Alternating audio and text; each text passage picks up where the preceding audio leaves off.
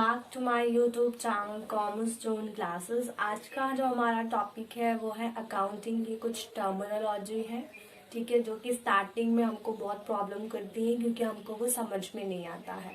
So one by one करके हम ये सारा डिस्कस करेंगे। बहुत सारी टर्मिनोलॉजी है, सो ये 7 मिनट सीरीज है तो इसमें कुछ ही डिस्कस कर पाएंगे टर्मिनोलॉजी। चलिए अपना वीडियो स्टार्ट करते हैं। तो सबसे पहला हमारा जो टर्म है वो है फ्रेंड्स एंटिटी। क्या होता है एंटिटी? ध्यान से सुनिए। एंटिटी का मतलब होता है ऐसा कोई भी फॉर्म जिसका कोई नाम हो। जैसे जब आप कोई कंपनी ओपन करते हैं, सो लेट सपोज आप उसका नाम रखते हैं XYZ एंटरप्राइजेज या फिर LMN कंपनी लिमिटेड, ठीक है। तो अगर कोई पब्लिक कंपनी होती है सो उसके लास्ट में लिमिटेड लगा होता है, बट अगर कोई प्राइवेट कंपनी होती है सो उसके लास्ट में PVT लिमिटेड लगा होता है, ठीक है।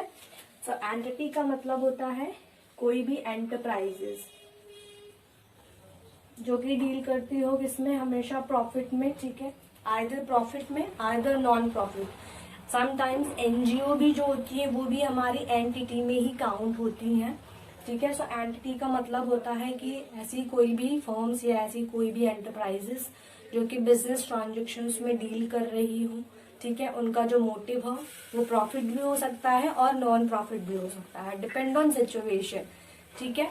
तो सबसे पहला हमारा जो टर्म था वो था एंटिटी। आई होप आपको एंटिटी का मतलब समझ में आया होगा। नेक्स्ट बात करते हैं ट्रांजेक्शन्स की। क्या होता है ट्रांजेक्शन? ध्यान दीजिएगा। सबसे पहले जो ट्रांजेक्शन होता है ये 2 टाइप्स के होते हैं। पहला या तो कैश होगा और या फिर क्रेडिट होगा। लेट सपोज आप कई बार किसी शॉप पे जाते हैं तो आपके पास मान लीजिए आपकी पॉकेट में पैसे नहीं है, तो आप क्या बोलते हैं शॉपकीपर से कि मुझे अभी ये सामान दे दो, मैं इसके पैसे 2-3 दिन बाद दे दूंगा। तो ये कौन सा ट्रांजेक्शन आपने किया फ्रेंड्स? ये आपका हुआ क्रेडिट ट्रांजेक्शन। ये कौन सा ट्रांजेक्शन था आपका? ये आपका क्रेडिट ट्रांजेक्शन था। बट अगर आपके पास आपकी पॉकेट में मनी है तो आप तुरंत उसको पे ऑफ कर दोगे, वो होता है आपका कैश ट्रांजेक्शन।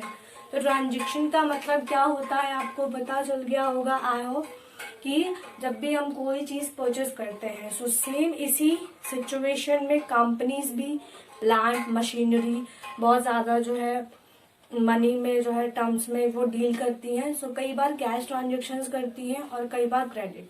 अगर फंड उनके पास अवेलेबल नहीं होता है तो वो क्रेडिट ट्रांजेक्शन करती हैं, बट आफ्टर सम टाइम वो उनको पे ऑफ कर देती है। आप ध्यान से देखिएगा, यहीं से आपका एक टर्म और क्लियर हो जाएगा फ्रेंड्स कि या तो फॉर्म्स क्या किया उन्होंने कैश ट्रांजेक्शन की और या फिर क्रेडिट। जब वो क्रेडिट ट्रांजेक्शन करती हैं ध्यान दीजिएगा उन्होंने क्या खरीदा होगा, या तो डे टू डे वाला ऑपरेटिंग आपका जो है ऑपरेटिंग मटेरियल्स वगैरह जो कि ऑपरेटिंग एक्टिविटी में आते हैं काम, ठीक है, जो कि डे टू डे प्रोडक्शन अगर किसी चीज का हो रहा है तो या तो उसका रॉ मटेरियल खरीदेंगी या फिर उस रॉ मटेरियल से फिनिश गुड बनाने के लिए वो मशीन खरीदेंगी। जो मशीन खरीदेंगी वो आपकी होती है एसेट्स। वो क्या हो जाती है आपकी फ्रेंड्स? एसेट्स, ठीक है।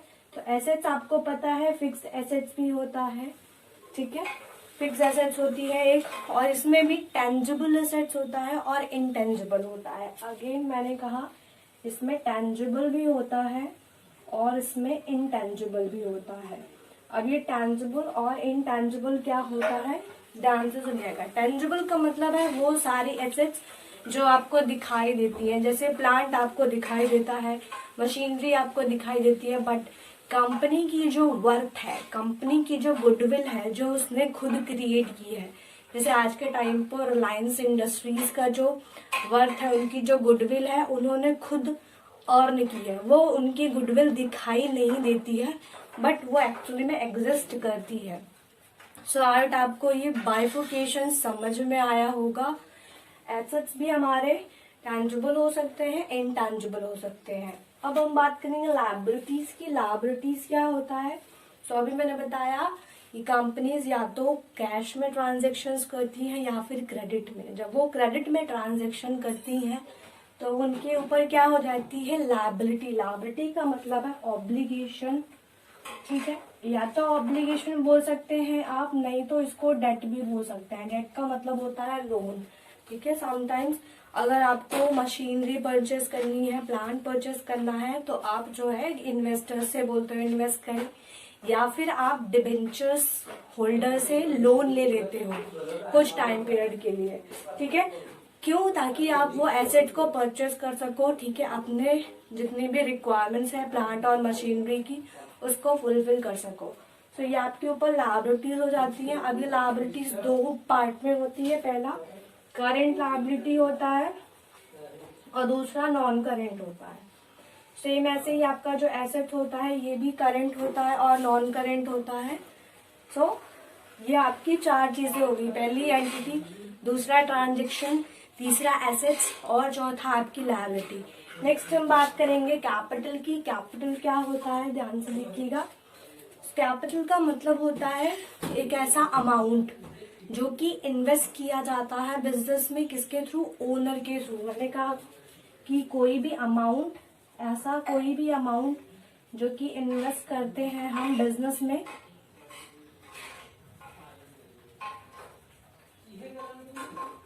किसके थ्रू होना चाहिए? बट वो ओनर के थ्रू होता है, ठीक है। जैसे आपकी कंपनी आपने ओपन करनी है, तो आप जितना भी अमाउंट आप उस कंपनी में इन्वेस्ट करोगे, उस कंपनी को ओपन करने में, वो सारा जो अमाउंट है वो आपका क्या हो जाएगा? कैपिटल हो जाएगा। सो आपको आई होप ये समझ में आया होगा। कैपिटल का मतलब होता है वो सारा अमाउंट जो कि एक ओनर इन्वेस्ट करता है अपनी कंपनी को ओपन करने में, वो हमारा होता है कैपिटल। नेक्स्ट है हमारा सेल्स। सेल्स हमने बताया, सेल्स हमारा ये भी 2 पार्ट्स में है, या तो कैश सेल होता है या फिर क्रेडिट सेल होता है। कैश सेल और क्रेडिट सेल में कोई डिफरेंस नहीं है, ये बिल्कुल ट्रांजैक्शन की तरह है। जब भी आप कोई चीज परचेस करते हो, या तो ऑन द स्पॉट उसका पेमेंट कर देते हो, या फिर आपको फ्यूचर में उसका पेमेंट करना होता है। सो ये आपका हो जाता है सेल। सो ये थी हमारी अकाउंटिंग की टर्मिनोलॉजी। आई होप आपको ये समझ में आया होगा। मिलते हैं नया लेक्चर में, तब तक के लिए बाय बाय।